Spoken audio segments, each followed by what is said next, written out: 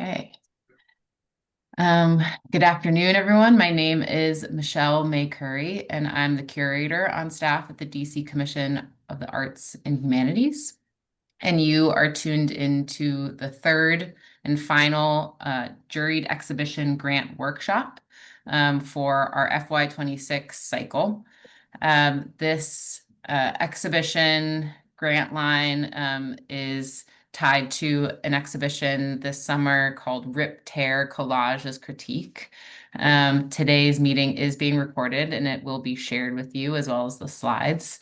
It'll be uploaded onto our YouTube page and sent via email as well. Today we're going to be together for approximately an hour and change. And I'm joined by my colleague Vanessa Ackham, who will be sort of monitoring the chat this afternoon and dropping relevant links in the chat. As I'm talking, she'll just be putting some helpful links related to this offering and others. So today we're going to be going over the grant program as a whole, from this very moment to install and beyond.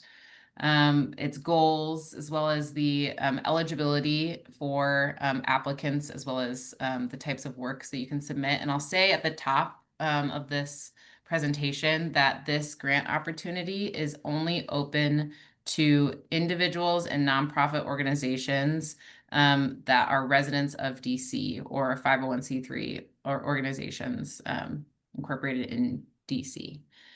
So if you're here from Maryland or Virginia, I'm so sorry, but you are not eligible for this to be a part of this exhibition. So we'll go over eligibility as well as how your work will be evaluated.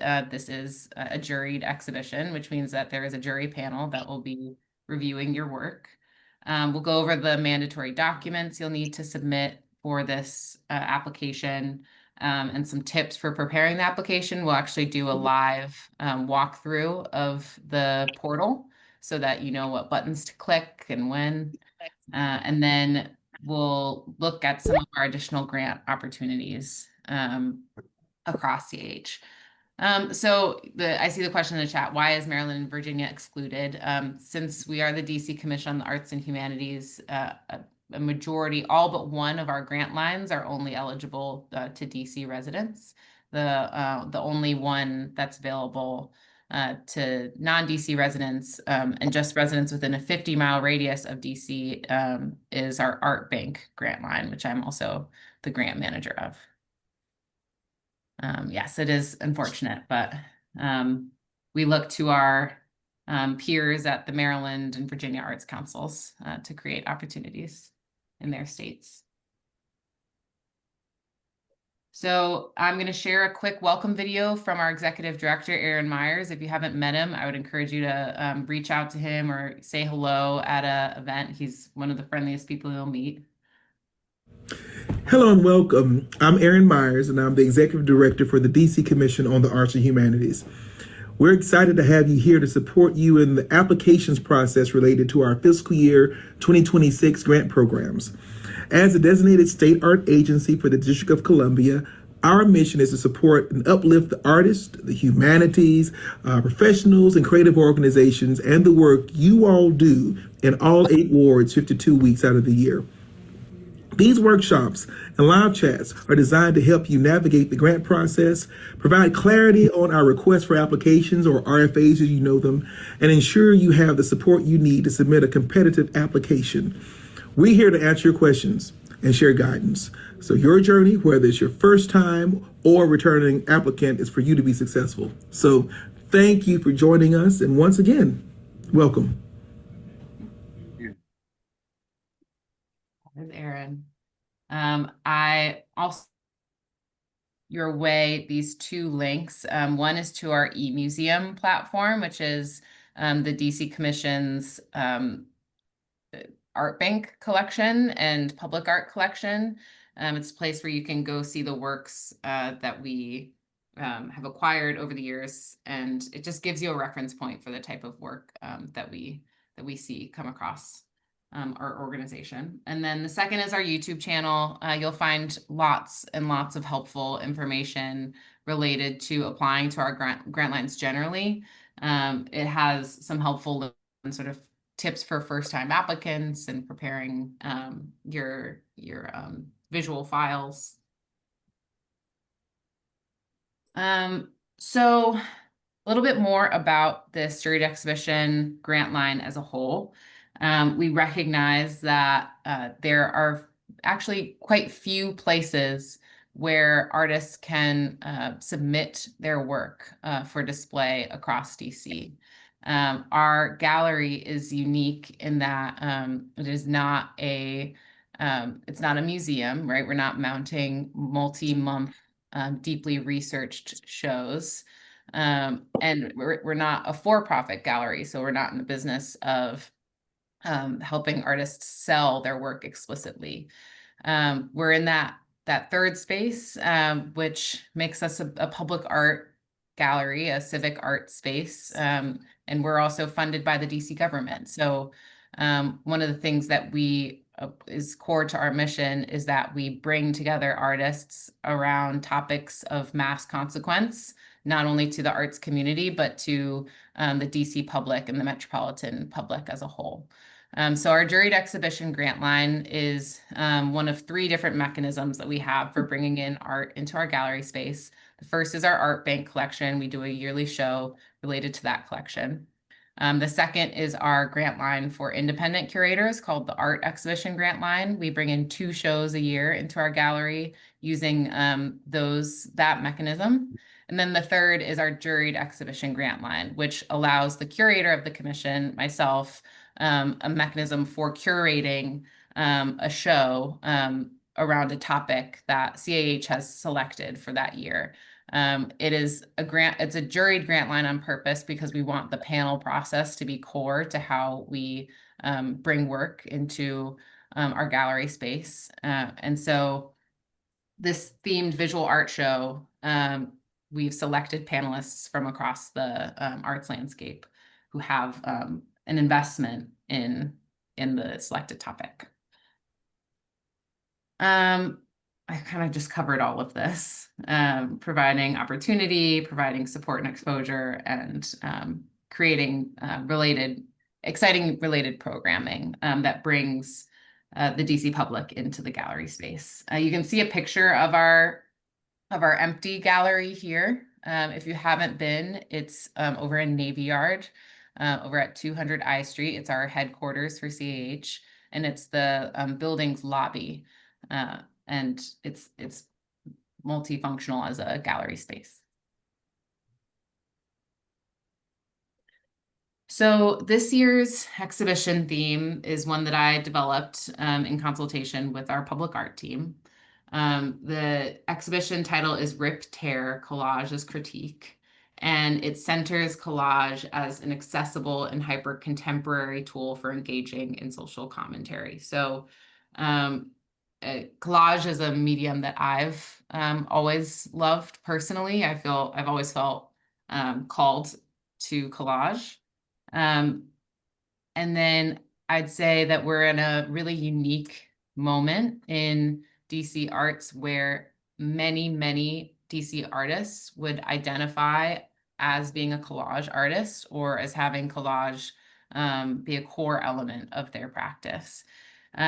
This was glaringly true. This became glaringly apparent after the Phillips collection did the Multiplicity exhibition last year, centering collage. And I heard from many artists that they would love to see a DC collage exhibition. So there's the element of collage being sort of a timely and really current form that's specific to DC right now. And then there's an element of collage being a timely medium that, I'm sorry, I'm seeing a bunch of people in the waiting room. Let me admit them all. I want to make sure they can hear us.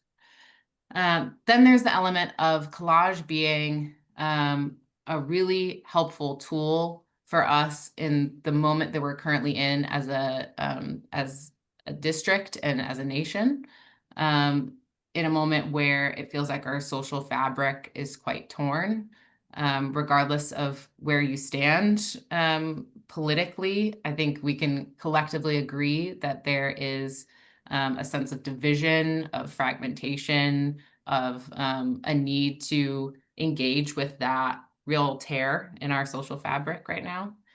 And I think collage emerges as a democratic tool, as a very accessible tool for us to engage with that tear, right? So there's the metaphor being used here of collage, of sort of the fragments, the bringing together of.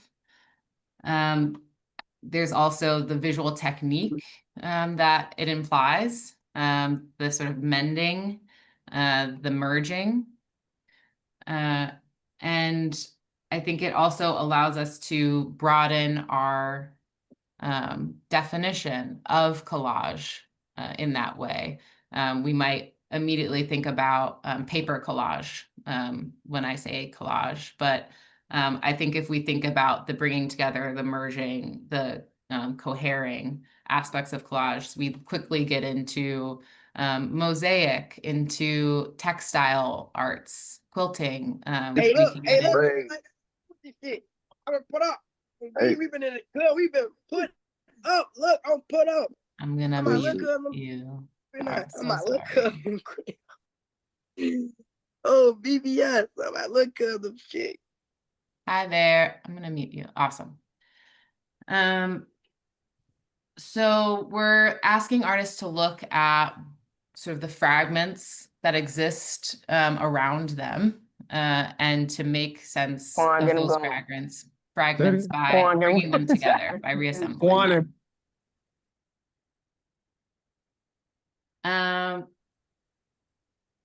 We're also looking at hi there, Damron. I'm gonna ask you to mute yourself. And if you can't mute yourself, I'm gonna ask you to leave.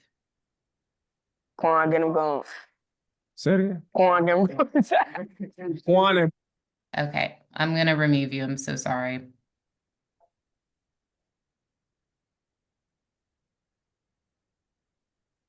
Okay. Sorry about that, y'all. We're also looking at this upcoming summer in DC as sort of an anniversary year, right? So 2026 is the 250th anniversary of the United States. And while this is not an exhibition that explicitly is in line with that anniversary or is attempting to celebrate that anniversary in any way, we're recognizing that we're going to see, DC is going to see an influx of tourists, an influx of people who are looking for ways of engaging with American history. And we want to invite artists who are applying to this show to see some of the overlapping storytelling that can be done, right? So how can collage be used as a metaphor for the patchwork and collision of the Americas and its multiplicities in this moment? So big questions, and we've assembled a jury panel of folks who are really invested in the medium of collage as well, who are either from here or local to here. So first is Terry Henderson. Terry is based in Baltimore. She is the founder of Black Collages, if you all are familiar with that platform and project. And she's done quite a bit of writing, arts and culture-based writing in the DMV and in Baltimore in particular. The next is Helena Metaferia, who is a professor at Brown University. Helena is from DC, is a collage artist herself, and was one of the participating artists in the Phillips Collection Multiplicity exhibition. And then next is Zoe Charlton, who is an artist and director at George Mason of their Visual and Performing Arts School. She was also one of the participating artists of the Multiplicity exhibition. And then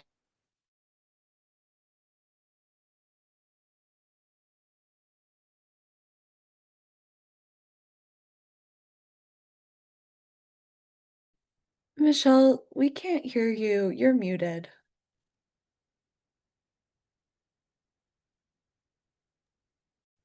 someone must have muted me. That's odd.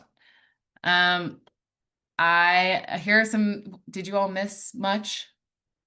Did you hear me talking about the last juror?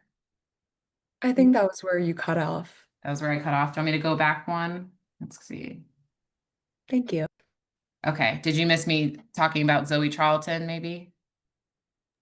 Correct. Yeah. Okay.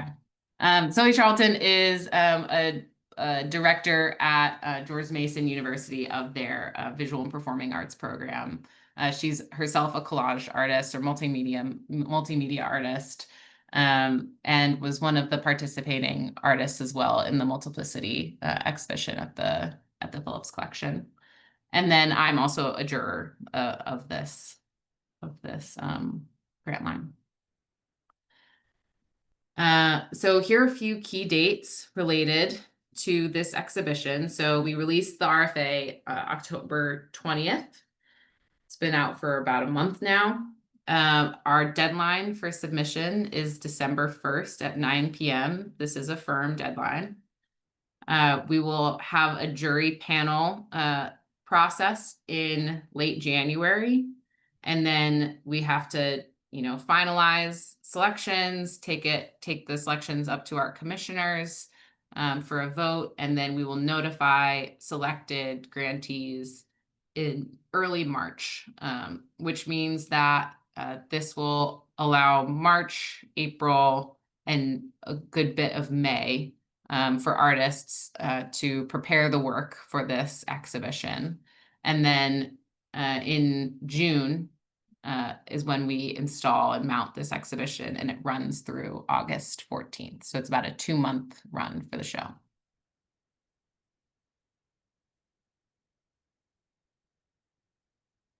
I have a couple more slides and then I'm going to pause for questions, but feel free to use the chat if you have any questions as I'm talking, or use the raise your hand feature. So moving along to eligibility, as I noted, you have to be a DC resident in order to maneuver some monies from somewhere. I'm going to mute this person. You do have to be a DC resident in order to apply for this grant line. You have to be age 18 or older. So for artists who are in high school, that means that you'll likely have to be a senior in high school in order to be eligible for this grant line. And you have to be a resident of DC for at least a year before applying to this grant.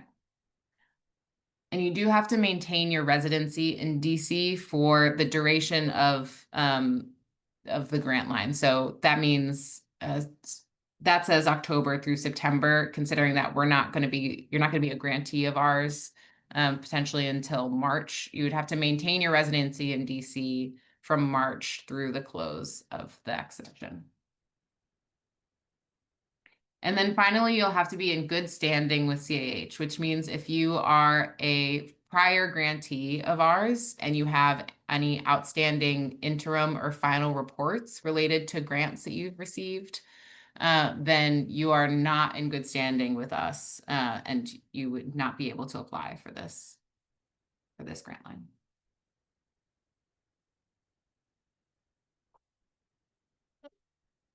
I'm seeing a question in the chat. Does the work have to have been created within X years to qualify for the submission? I'm going to hold that question, Sally, until we get to the artwork eligibility slide, because I do have an answer for you in just a second.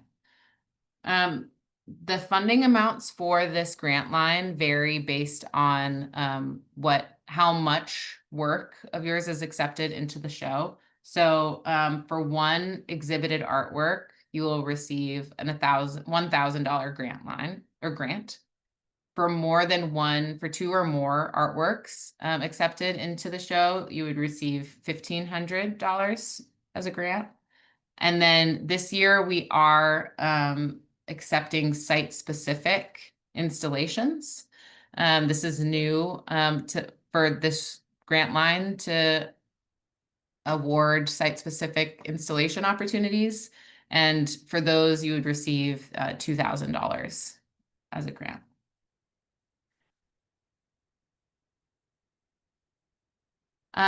You are able to submit up to 5 artworks for consideration.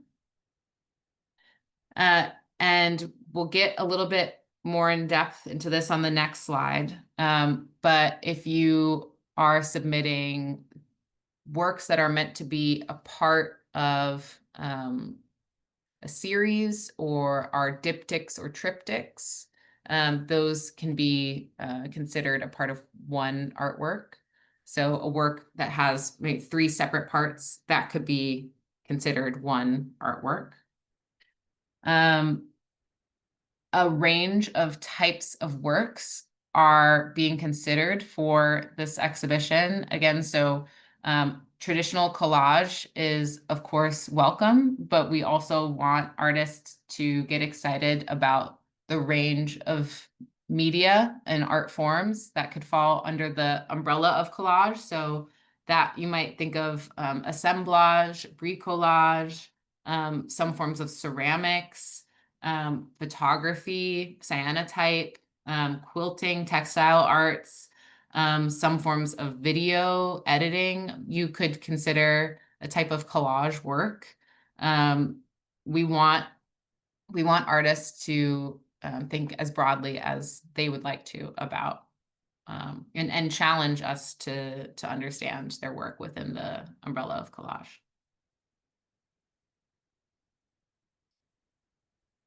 Some notes about artwork eligibility. Of course, the artwork has to be in excellent condition, so we shouldn't be receiving any artwork that has any elements of damage or in need of conservation. We are interested in site-specific artwork or work that is in progress. So you do not have to have a complete artwork submitted at the time of submission, though you do have to give the jury a mechanism for understanding the work that you're submitting. So whether it's a rendering of that proposed work or a description of that work accompanied with work that you see as comparable, right? So you may be able to submit existing work and saying, I want to create work that is new but similar to that work. We just ask that you have some clear written description in your written materials that allows the jury a way in to that. I would say a rendering would also be quite helpful at that point. If you are proposing a site-specific work, I would highly encourage you to come into our gallery, walk the space, have a sense of where you think the piece would work well in the gallery. We do have blank images of the gallery walls. We have dimensions of walls. We have ways of getting that information to you. If that's of interest to you, I'm happy to send you pictures and floor plans. But if that is of interest to you, please take those elements into consideration. We do have the ability to hang, like ceiling hang artwork. There is some hardware in the gallery. Again, it's only in one spot, so you would have to keep in mind where that is. And we don't have explicit size constraints on artwork for this show. So we ask that artwork sizing should take into consideration the space constraints of the gallery. We do have quite tall ceilings. We have quite large walls. And we want artists to feel excited to fill those walls. We do have weight limitations. So a wall-mounted artwork should not exceed 60 pounds, and a freestanding sculpture should be able to stand on a pedestal of some sort and shouldn't exceed 100 pounds. It also, anything that is mounted to the wall should not exceed more than 6 inches in depth from the wall. This is an ADA compliance element that we have just to make sure that people can successfully navigate our space. I see a question in the chat about electrical elements. So we do have, we do allow for artworks that require electricity in our gallery. We have a limited number of outlets in the gallery, and so any work that we would accept, we'd have to make sure fit nearby or near enough our outlets for use. Sound inclusion possibilities. So we have TVs, 2 TVs that are available for the display of video works or audio works. We also have headphones that can be used related to those TVs. Sound is something we take into account in sort of at our discretion. It is a DC government building where people are living or sort of working throughout the day. We do share the space with Child and Family Services, as well as our IT department for the DC government. Child and Family Services, of course, has a very specific population that it's serving. And so we're mindful that any sound or images that we bring to the gallery do not are not impactful in a harmful way to the populations that we serve. I'm seeing a question in the chat about can I apply if I'm a grantee for FY26? Yes, you can. Just continuing to look in the chat. I'm going to answer your question, Sally. So does the work have to be created within X number of years to qualify for submission? No, it does not have to be a recent artwork. So for other grant lines that we have, we say that it has to be an artwork created within the last 10 years. That is not true for this grant line. So theoretically, the artwork that you could submit could be from 1965. We do have a list of prohibited materials for the gallery. Anything that has liquid, anything that's in an unsealed container. We cannot allow things that have vapor or smoke or mist related to it, anything flammable or toxic or explosive. Of course, no weapons or firearms. And nothing living. So if you're working with organic materials like soil, we just ask that you sort of pre-treat those elements to make sure that nothing is still living in them. So you know, put the soil in the freezer for a little bit to ensure it's good to go for our gallery. I'm going to pause here for questions. I do see another question in the chat. I have a series of small framed pieces mounted as one piece on wire fencing. This could be hung from the ceiling or wall, but it would stand out a few inches. Is this framing okay? So I'm going to answer this generally just based on what I'm seeing here. So as long as you bring in the work ready for wall installation. So that does not mean that it explicitly has to have a frame around it, right? If it's, and I'm seeing here, this wire fencing is central to how it's hung. As long as there's a way of hanging it from the wall that's attached to that wire fencing, then our install team, in consultation with our install team, we can figure out a way of hanging it. The ceiling hanging elements, there's only one spot in the gallery where we can hang from the ceiling. So it would have to be a clear curatorial decision in that spot. I hope that kind of answers your question related to this work. And if not, I'm happy to try to take another shot at it. Are there any other questions coming to folks' mind at this point? I see a question that states, is wood and wood products and neon allowable? Again, is wood and wood Yes. products? Okay. Yes, wood is allowable. Neon, I'm guessing it would require some electrical outlets tied to neon. As long as we have the ability to use electrical outlets, then it should be permissible. Any other questions at this point? Is it better to submit work early? This is a great question. The short answer is, if you're ready to submit now, go ahead and submit. Folks tend to wait until the last minute to submit, and that, especially if you have questions related to your final submission, can get a little bit dicey, just because I'm at capacity usually on those last couple days. So if you can submit now, go for it. It does not bear any weight on the review of your application, though.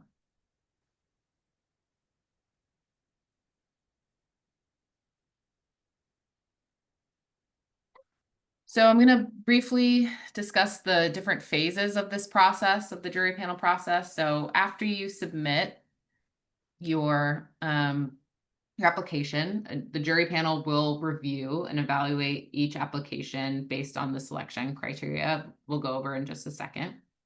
The jury panel will then recommend a list of finalist artists for consideration to the curatorial team.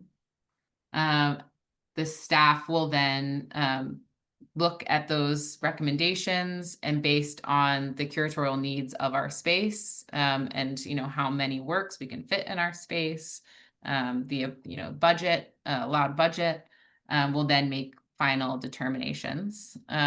We'll then bring those decisions to our commissioning board, and our commissioning board will approve that determination, and then we will notify awarded applicants, and then you will enter into a grant agreement with CAH, and payment will then happen at that stage, and you'll be required to bring the artwork in late May for an early June install.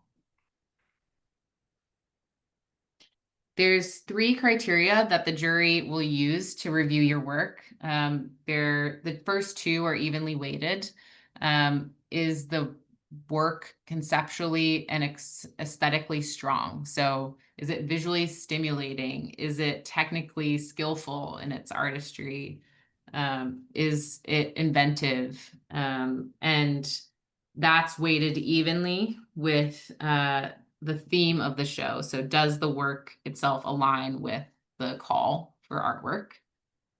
And how is that theme alignment demonstrated in your submitted work? So your artist statement and the descriptions of the artwork that you submit. The last bit that accounts for 20% of your review is district impact. So this is our mechanism for making sure that the work that we bring into our gallery is reflective of the diversity of DC, both demographically and artistically. I'm seeing a couple questions. So is there not a phase of jurying from actual pieces like with Art Bank? So there's no in-person jury review, if that's the question.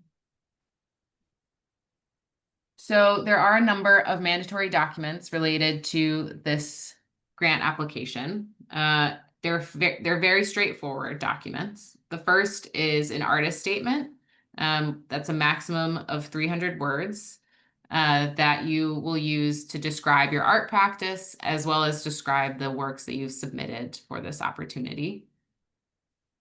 You'll then submit a resume that describes work that you've done related to your arts practice. So, there's many working artists who apply to these grant lines. We don't need to know about your 9 to 5 job unless it's explicitly relevant to your arts practice. So on this resume, you should submit any exhibitions that you've been a part of, any publications that your artwork has been a part of, any commissions that you've done, any collections that you are a part of that your work has been acquired into, any relevant education that you have related to your arts practice. The next document you'll submit is an image identification list. This is just a PDF document that lists the works, then basically like the tombstone information of the artwork that you're submitting. So that would be the name of the title of the artwork, the year it was produced, the medium, the dimensions, and then a brief description of the work. So this should match the images that you're submitting with your application. It's just our way of making sure that what you've submitted, we have all the information we need in one place related to those works. You'll then submit high quality JPEG files of the artworks themselves that you're submitting. You'll submit all of that information that you put on the image identification list. You'll also submit that into the portal digitally. It's sort of duplicative in that way, but it's to make sure that we have that information. And naming those files with a standard naming protocol is just helpful for you and for us. You can say like your last name, underscore, the artwork title, the year, if it's helpful for you. And then if you are submitting on behalf of an artist, so if you are representing an artist's estate, or if you are an organization, you'll want to submit written letters of consent from the artists themselves or from the artist's estate, certifying that you or your organization has their approval to submit their work for this show.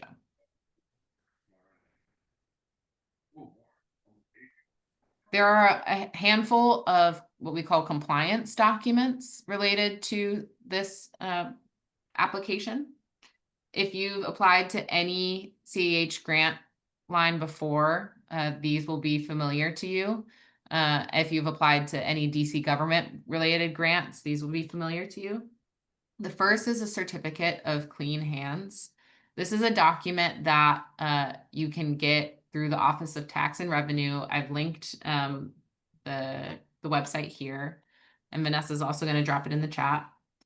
But it's a document, a certificate that certifies that you do not owe any money to the DC government in excess of a certain cutoff point. It's, if you have any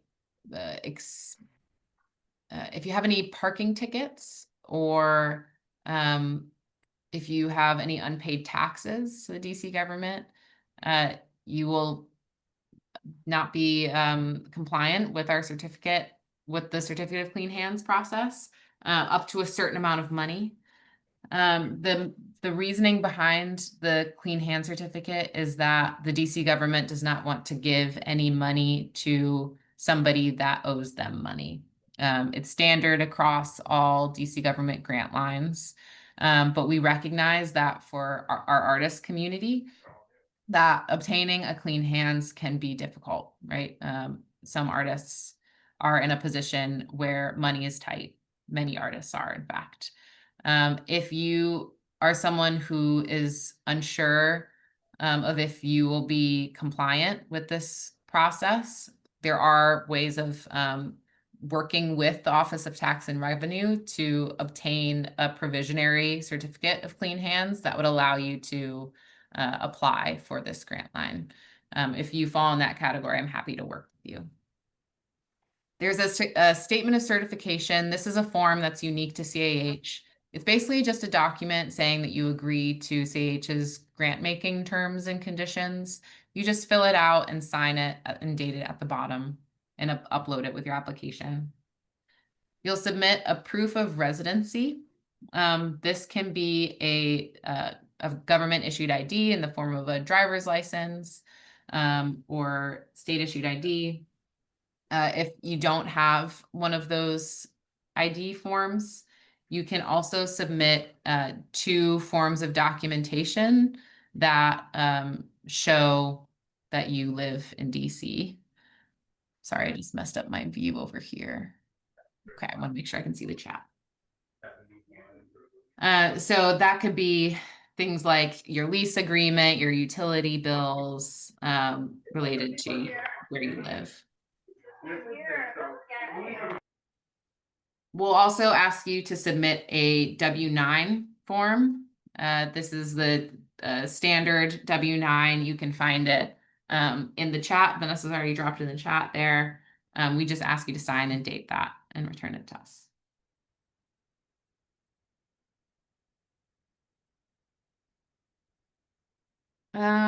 So I'm going to walk us through the grant portal at this point, but I'm going to pause before I do that and ask if there's any questions, and I'll look in the chat. I'll start there.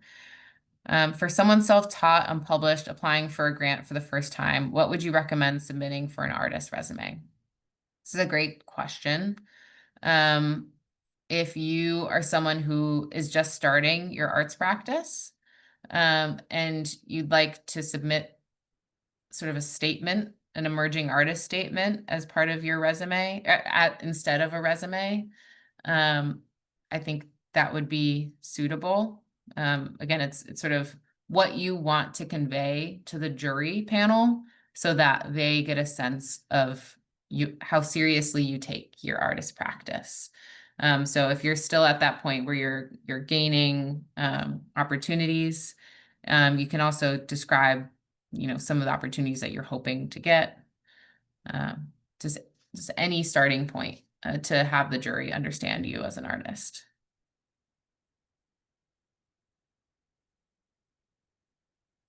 The RFA on the website says the max words for the artist statement is 250, but your slide says 300 words, which is correct.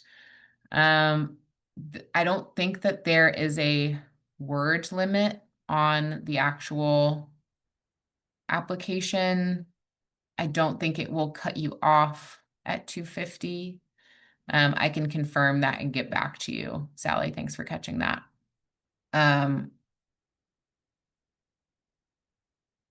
And the W-9 should be the 2024 version of the W-9, not the 2018 version.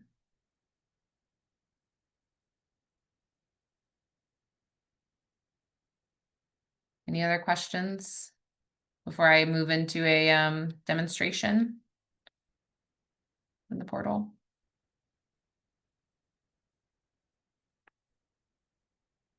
Okay. I'm going to stop sharing.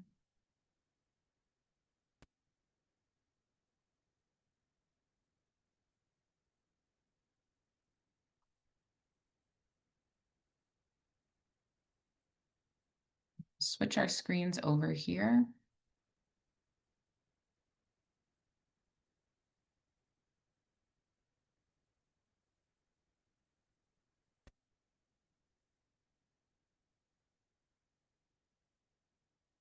Okay, welcome to CH's grant portal. This is the last year that we'll be using this portal. We're just welcoming, onboarding a new grant application portal. So we're working with Submittable, which is a really familiar portal for many folks, much more intuitive. So this will be, if you're, have applied to CH grant lines many times before, this will be the last time that you use this portal, hopefully. You will, if you're new to us, you will sign up today, clicking this green button. If you have previously logged in, have submitted a grant to us before, an application to us before, you'll hit sign in.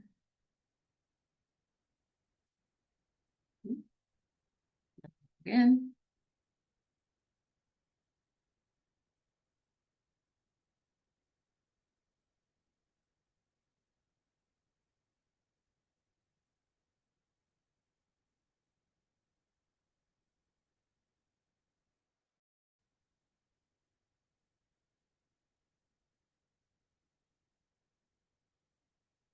Continue, and it will take you to the Your Applications page. To start a new application, you will hit New Applications here. If you have already started this application and would like to return to it, you'll go to My Open Applications, and you'll find all of your applications that are in draft there. So you'll hit New Application here.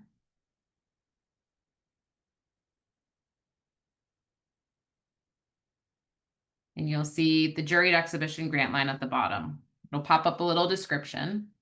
And on the right side here, you'll see a blue preview button. If you click this button, it will download a Microsoft Word version of the entire application that will allow you to prepare your application in Microsoft Word so that when you're ready to submit your materials, you can just copy paste those materials into the actual portal. I would recommend this if you are someone who works slowly on an application instead of just putting it all in at once. It allows you to make sure that you're not losing any information because you forgot to save it. So we'll hit Juried Exhibition Grant here. And you'll see a few eligibility questions pop up. So are you 18 or older? Yes. Have you been a resident of DC for at least a year? Yes. Have you read our guidelines for this grant program? Yes. Hit save and continue. You'll hit a couple more questions. Have you received a grant from CH within the past 5 years? I'm going to say no. Has your address changed in the past 12 months? This is only helpful to us if you are a previous grantee and we need to update your records. Either way, just select the answer that fits your needs, hit save and continue. And then we have a few standard requests here. So I'm going to put my first name, my last name. I'm going to put my address here, my zip code, my award, a phone number, the email that you'd like any communications to go to. If you have an artist website, you'll put it here. The jury will be able to see that website. So if you want to direct them there, you can put your website here. The next question is applicant discipline. This can sometimes trip people up because they think that there might be a right answer to this question. It's a drop-down menu that has every, artistic medium under the sun. This is not something we use to categorize you or review your work at all. So just select the thing that fits your work the best. I'm just going to put visual arts here. My first time applicant, I'm going to say no. And then hit save and continue. You'll then be prompted to submit all of your media files. So you'll first want to attach your artwork images. So if you've never used our platform before, we use something called a media library or a media viewer that you will upload all of your artworks, your images to that media library. And then there's a second step where you attach all of the artworks you've uploaded into the library into the application itself. So you'll think about your media library as like your files, your document folder, and then this application itself as a place where you pull those artworks in.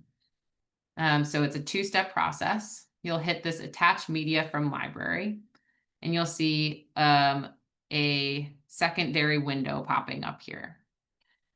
You'll see I've uploaded a bunch of images into my media library already. If you are somebody who's used our platform before, you may have a whole bunch of artworks already in there. If you're using any of those images, you can just submit them that way.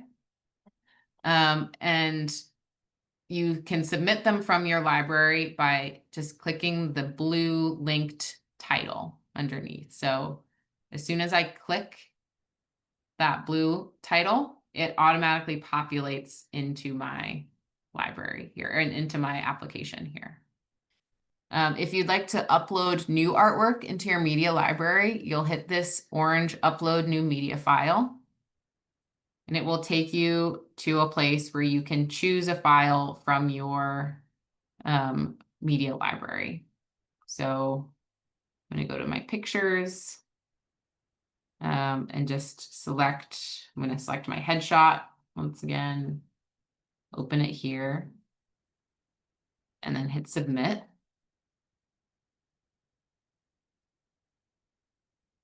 And it says attachment successfully added, but I can't see it. So I'm going to close it and I'm going to hit this again, attach media from library, and all of a sudden it's popped in. So there it is. And so you'll want to attach that file in by clicking the blue file. And you'll see that it has a red required here. So it says click to update the required media file info for your juried exhibition grant line. As you can see, none of the information here is filled out. So I'm going to click this button to update the file information. The title of this work is Headshot. Media type is photograph. We can say that it's a digital archival pigment print. It was created in 2023. The retail price is a requirement of our portal, but the retail price does not correspond with this application and what you could receive in terms of grant funds. So if it's, if you say that this work is worth $500, if it's selected to be a part of this show, you will receive $1,000 or $1,500 if you get 2 works in the show. So let's say it's $500. The artwork dimension should be what it will be for the show. So if, let's say you've submitted a collage that has a much larger frame around it, you'll want to account for the dimensions of that frame in your dimensions that you're submitting here so that the jury panel knows, and that I know when it comes time to curating that the size of the work that you're bringing in is the dimensions listed here. So let's say that this is 24 by 36. And then you'll see here that there's a required description section. So this is an opportunity. It says words remaining 200. It gives you up to 200 words to further describe this artwork. This is an opportunity for you to relate the work to the themes of the show. It's an opportunity for you to describe your art making process and how, the materials used, any storytelling that you'd like to convey. This is where you can do that. So I'm going to say this is a headshot taken after a panel conversation at the University of Kansas. You can go on and on. And hit save. And then, as you can see, all of that information populated here. You'll also see, for some reason, that it deleted the other artwork that I had submitted from my media library prior to this. This is because I hadn't hit save at the bottom of the screen before attaching another file. So our portal is incredibly finicky and tricky and mean-spirited in that way. So if you find that you've uploaded 5 works, but you only see 3, go back into your media library and attach them again. So make sure that they've populated back in. I'm going to attach multiple works in here so you can see.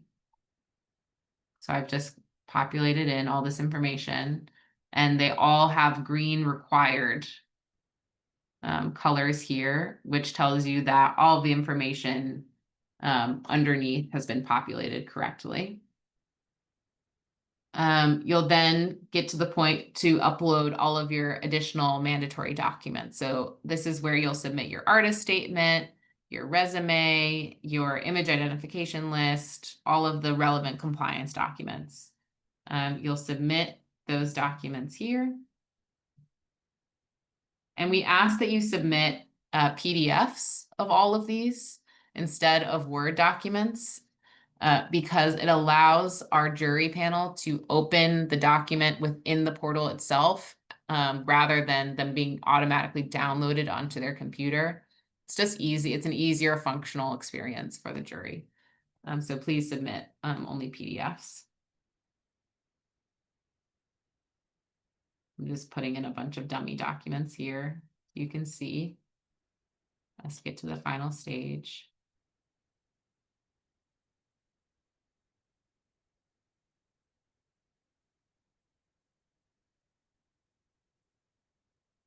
So I have something in all of these sections here. I have all the artwork here. I've answered all the questions before this moment. I'll hit save and continue.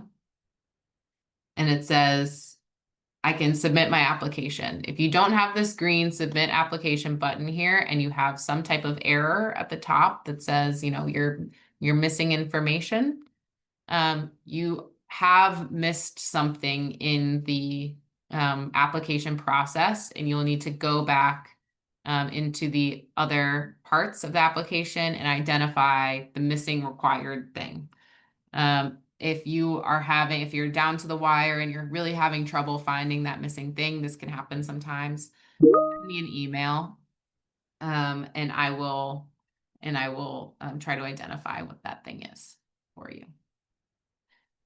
So you can hit submit application after you've reviewed that everything is here as you'd like it to be. And it'll take you to this, you know, are you sure? You know, you have to agree to all these terms. You digitally sign it. Check this box, ready to submit. And then hit submit. You should automatically receive a notification via email that you have successfully submitted the application. Mine just came in on my phone, so it's that automatic. If you do not receive that confirmation email, then you did not properly submit your application. I'm going to check to see if there's any questions in the chat that I can answer.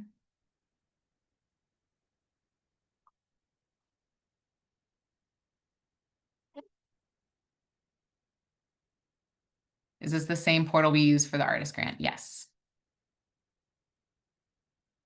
Yes, and we're very excited that we're moving to Submittable as well. Us on our grants team, you know, I've been jumping for joy every day, it feels like, as we make this transition. Okay. I'm going to stop sharing my screen, go back over to my presentation here. We're nearing the end of our time together.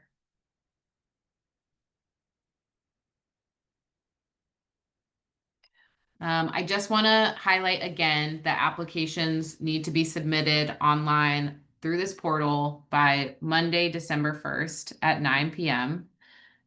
This is a firm deadline, and I'm happy to work with you if something horrible has gone wrong in your, in your final moments of submitting to see what happened. You'll see at the end here that I've included screenshots related to what buttons to click to successfully submit your application. I will be sending you these slides, so you don't have to listen to this or refer to this recording. You can just look at these screenshots. And then I've just put a couple links to relevant YouTube episodes from our CAH YouTube channel that might be relevant to you as you're preparing your application. Steps to success for visual art grant applications. We have one on demystifying the grant panel process. So if you're curious about how the jury panel process works, and then some elements and components of our support materials. So that's related to our W-9, our statement of certification, our Clean Hands document. So all of this might be relevant to you. And then here is my contact information for you. I am the main point of contact for this grant line. I have a co-pilot, co-curator, Deirdre Darden, who I've been working with on this grant line. She's also available here.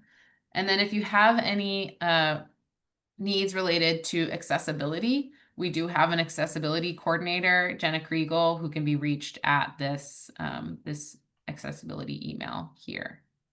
And that's for anything related to ASL interpretation, translation, etc. And that is all I have for you today. Are there any final questions before we end this time together? I see the applause. Thank you so much. Okay. You have a question. It says, if you are creating series, do you create multiple images? If you're creating a series, do you create multiple images, multiple file images? So